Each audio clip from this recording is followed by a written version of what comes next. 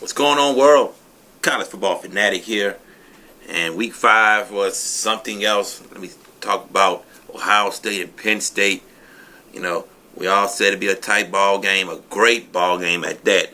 Ohio State down by 12 with 8 minutes left in the fourth quarter finds a way to come back.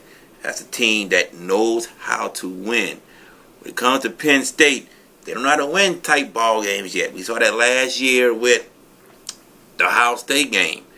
We saw it when they played Michigan State last year. 2 years ago in the Rose Bowl when they played USC. So this team here still does not know how to win in tough ball games. And I gotta put blame on James Franklin with that 4th and 5 play call. Trace McSorley is your best player. The ball must be in Trace McSorley's hands. It must be in his hands. He's the best player. There's no way 4th and 5 you run a running play at that, a handoff against that D-line, that defense. Put the ball in your best player's hand. Let him do his magic. So I got to put blame on James Franklin. As much as I like James Franklin, I got to put some blame on him for that play call. Should have overruled that play call and put that ball in Trace McSorley's hand. And then I was at the LSU game at Ole Miss, and man, did LSU look phenomenal on both sides of the ball. They shut down the nasty wideouts. Wow. Unbelievable. What can you say? LSU is getting better and better by the week. Also went to Tulane against Memphis. And I was just shocked because I did not think Tulane would win that game or had a chance to win that game. And Tulane beat the brakes off the Memphis Tigers. Just crazy. And what about these Kentucky Wildcats who are 5-0? Man, unbelievable, man. This is why we love college football so much. But week 6 is here. Let's get right to it. Local teams first, since I am from Louisiana. Tulane going up to Cincinnati. Cincinnati is undefeated at 5-0 with a big win over UCLA. Tulane 2-3, coming off a big win. And I'm telling you guys, I think this is going to be closer than what people expect. But I think Cincinnati has the advantage. Cincinnati will get the win over Tulane. I'm hoping otherwise, but Cincinnati should get this win. UAB at La Tech. Tell you what, La Tech, I said that game with North Texas would be very tight and very close.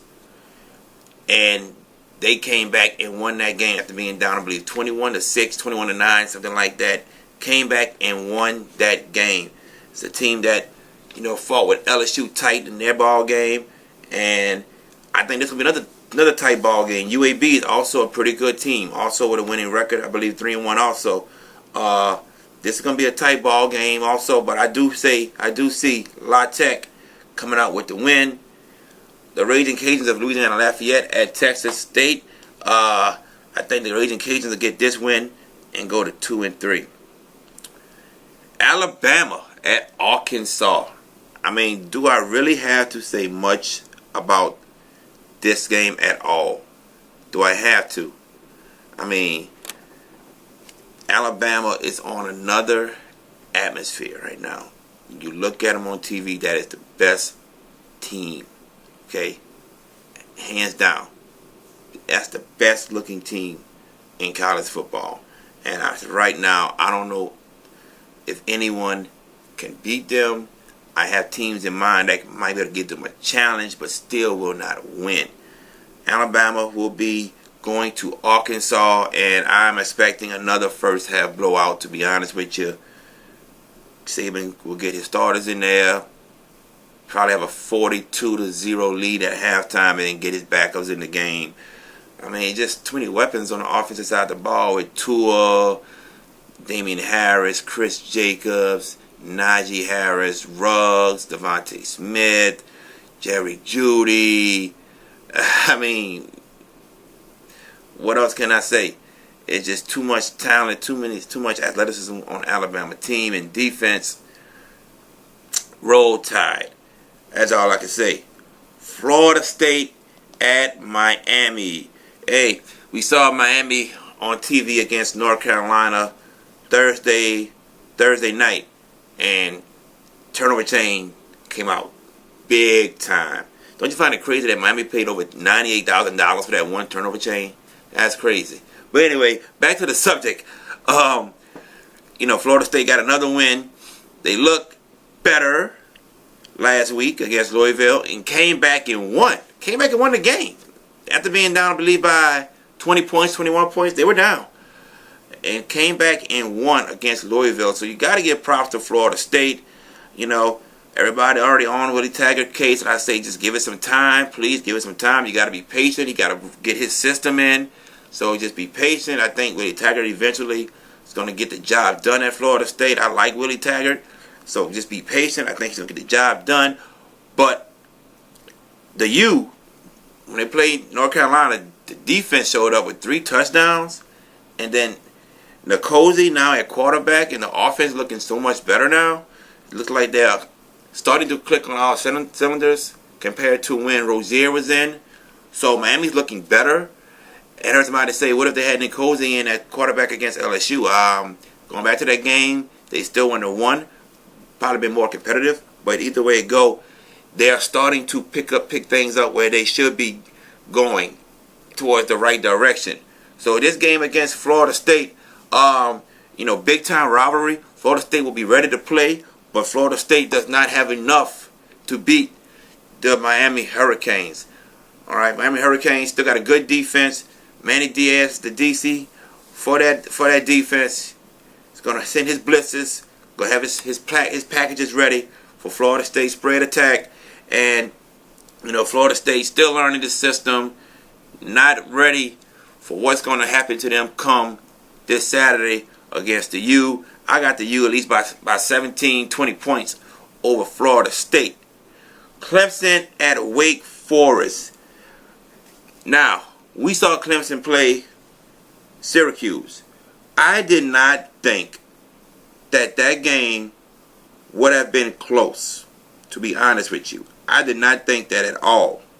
I really thought Clemson defense would shut down Syracuse, and pretty much that's my fault for overlooking Syracuse. I have to give Dino Babers and his team a bunch of credit.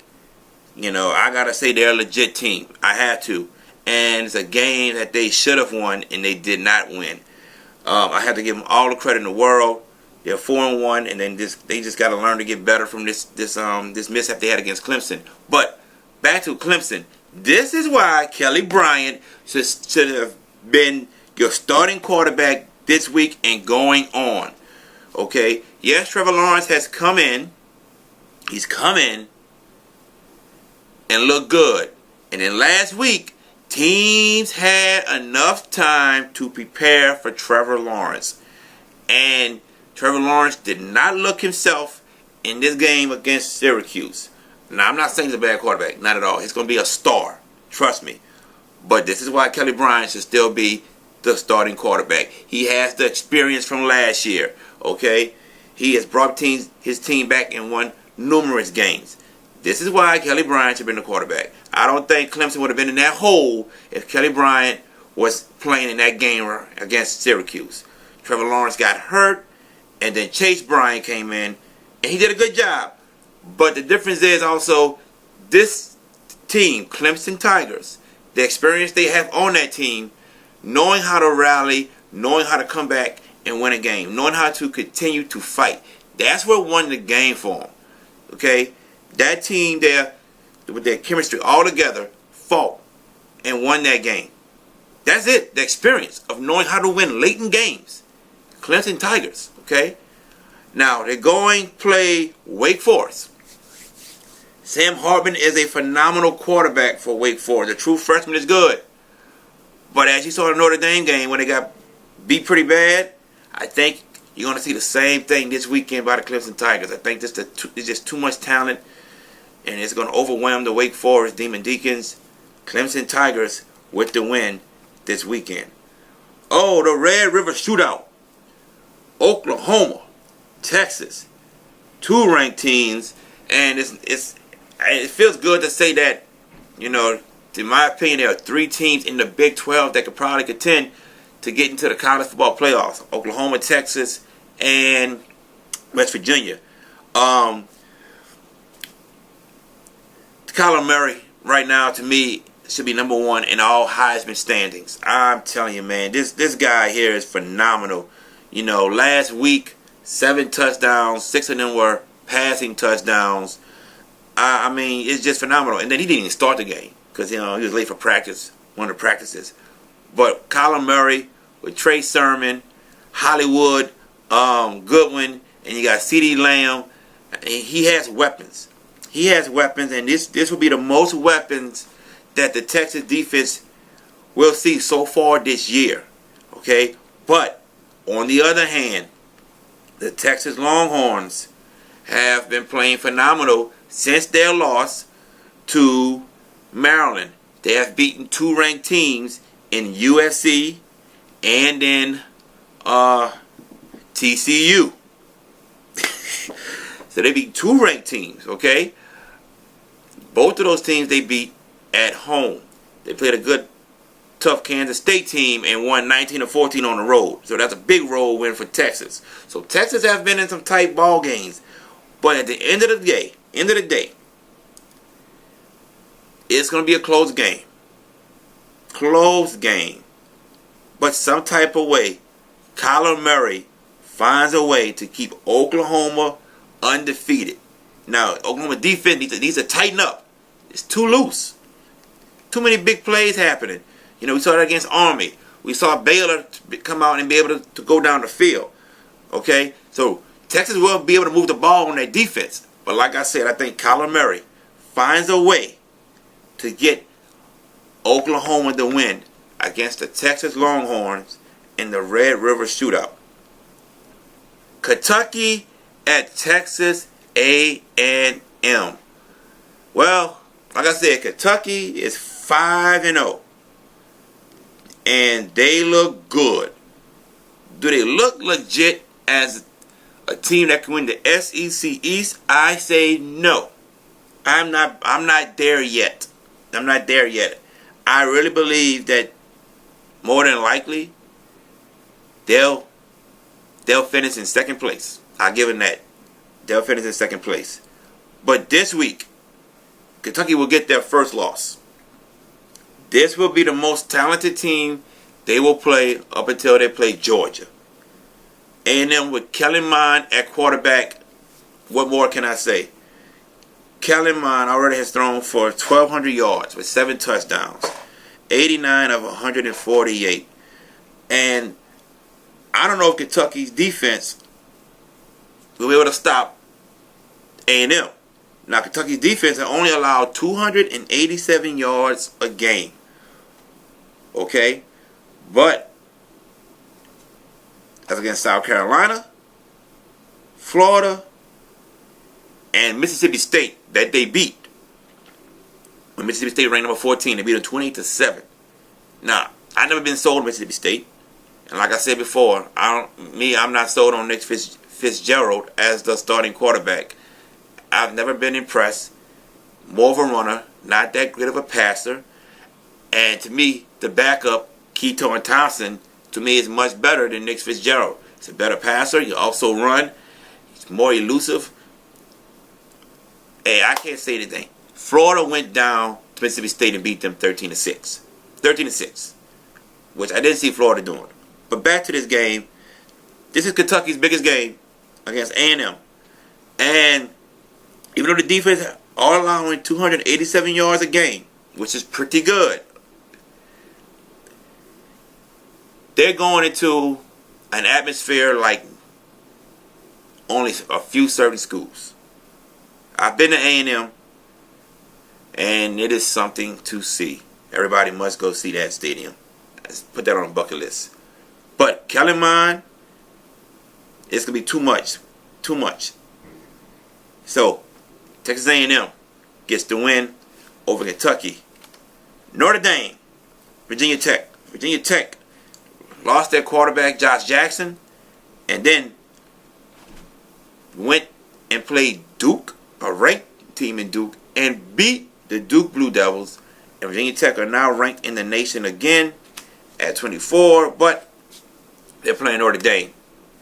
And I looked at Notre Dame's schedule for the rest of the year, and I don't see Notre Dame losing another game. I just don't see it. I mean, they have Virginia Tech, Pitt, Navy, Northwestern, Florida State, Syracuse, and USC. So maybe if Syracuse keeps rolling, and maybe USC could get rolling, maybe give Notre Dame a challenge, but this schedule totally favors Notre Dame the rest of the way. And you know, you got to give credit to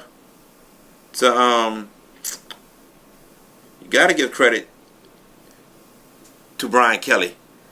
You know, the quarterback move from Wimbush to Ian Book. This offense has taken off big time. Ian Book has thrown for 616 yards, 7 touchdowns, and I believe in 3 games. 3 games, I believe. And 2 games, excuse me, because he started his first game against Wake Forest and he played Stanford. 2 games. Ian Book is averaging over 300 yards passing. Plus, he can run the ball. The boy can run. And this offense has taken off. I mean, the past 2 games, 56 points, 38 points. That is pretty good. Pretty good. Okay, you're averaging 47 points a game in the last 2 games. That is phenomenal. And I really don't see that train stopping against this Virginia Tech team, you know, who's allowing over 380 yards a game, you know, defensively. So, I mean, I really see Notre Dame dominating Virginia Tech in this game. I don't see him losing another game the rest of the year.